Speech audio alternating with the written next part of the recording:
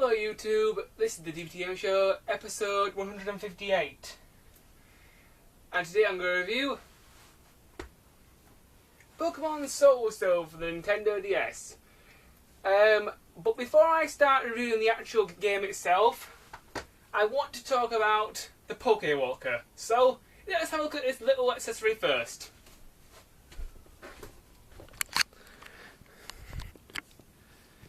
Okay, that's my camera setup, YouTube. Now, since the Pokewalker is so small, it may be a little bit hard to focus with the camera, but just bear with me. I will try and show off this accessory's abilities the best I can. Anyway, without further delay, let's talk about this little accessory. Now, the Pokewalker, when I first saw it, it looked like a very gimmicky little device that was just Nintendo's silly little idea to get children fit while still playing video games.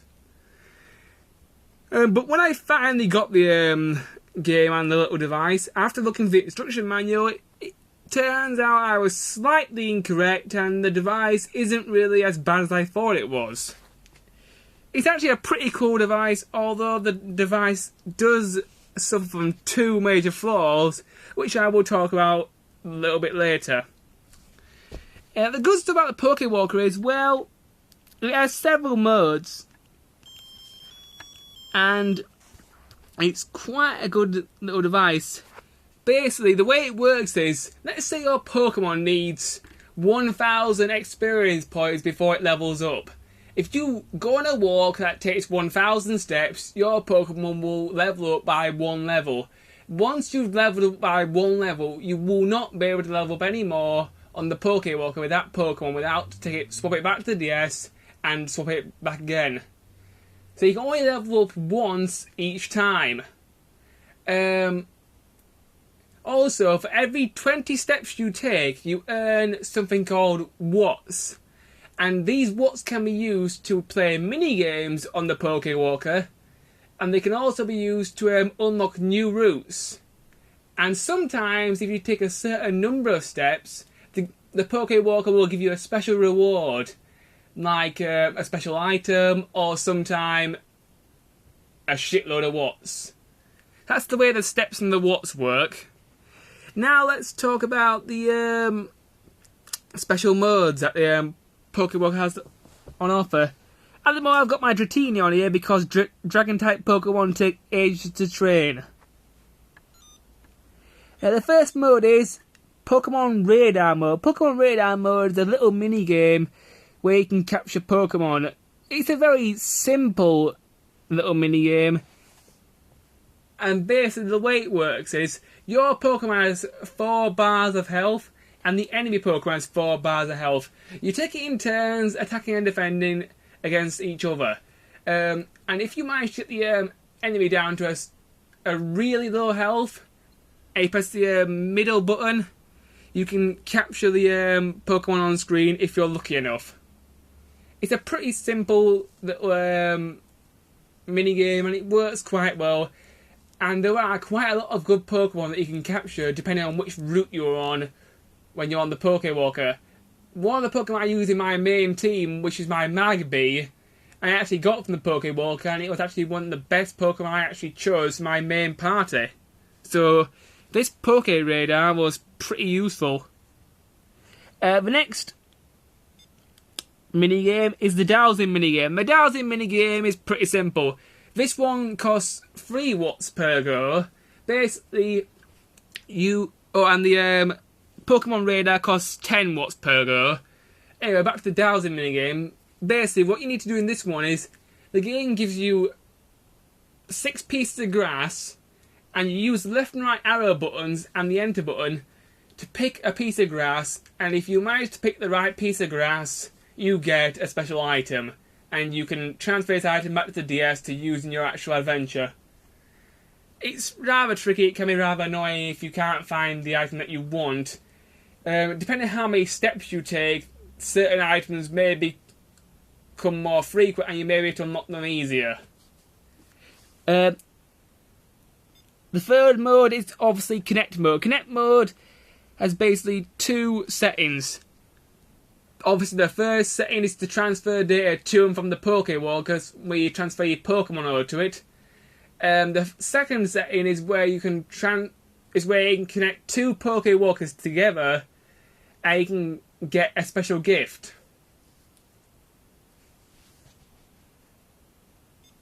The next mode is Trainer Card mode. Trainer Card mode is basically where you view your stats from the past few days. And you can also see how many steps you've taken over the last few days. Pokemon and items. Well, Pokemon items does what it base says on the tin. Here you can view what Pokemon you've got on your Pokewalker. You can have one Pokemon on that you can train.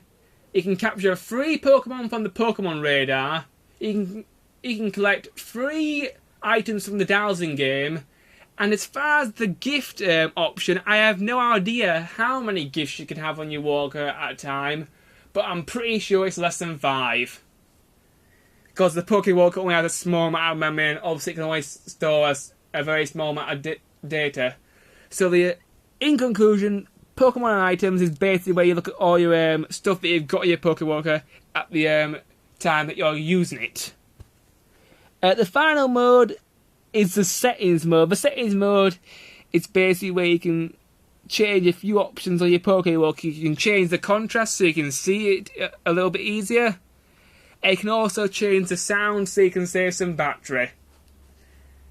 Another handy little feature that the Pokewalker has is if you leave it alone for a long time, you can it'll go into like a sleep mode and it'll save its battery a lot. The complaints about the Pokewalker I only have 2 complaints, and these complaints are quite big ones. Let's say if your Dratini is 1 level away from learning Twister. If you use the Pokewalker to train up to level 13, and you learn Twister at level 13, you will skip your next move because you can't learn moves whilst you're on the Pokewalker, which I thought was really, really stupid. I mean, let's say you skip a move, when the trainer transfers his Pokemon back to the DS, couldn't you just learn the move as soon as he transfers it back? So I was really annoyed that if you use a Pokewalker to train your Pokemon just before you're about to learn a move, you can skip moves, which is really irritating. My final complaint about the device is that also, let's say if your Pokemon is 1 level away from evolution, you can also skip evolutions, which is just as annoying as skipping moves. Although if you want to evolve, all you have to do is level up 1 more time and problem solved, but it's still rather annoying. But other than that, the Pokewalker is a pretty cool accessory, and it's quite a good little device. It's not as bad as I thought it would be, so my rating for the accessory is a well-deserved 3 out of 5. So, I think it's a pretty good accessory, and it's kind of cool, I suppose.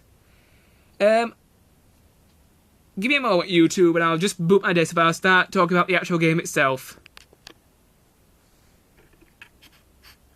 Okay, that's my DS booted up. Now let's talk about the actual game itself, now that we've done talking about the Pokewalker. First thing I want to talk about is graphics. Well, the graphics for this game are absolutely gorgeous. This is one of the best Pokemon games I've seen on the DS. There's also some nice 3D cutscenes, which also look really, really nice. So, in conclusion, the game looks gorgeous.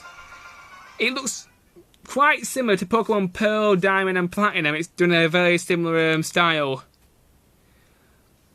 But certain things look a lot more 3D. The multiplayer for this game is also pretty good. You've got the standard stuff like battling and trading, and you can also battle and trade online if you get your friend's friend code, and you can battle and trade over the internet if your friend lives in a different country. So the multiplayer is also really good, YouTube. Anyway, I've run out of time, so the next part I will finish off the review.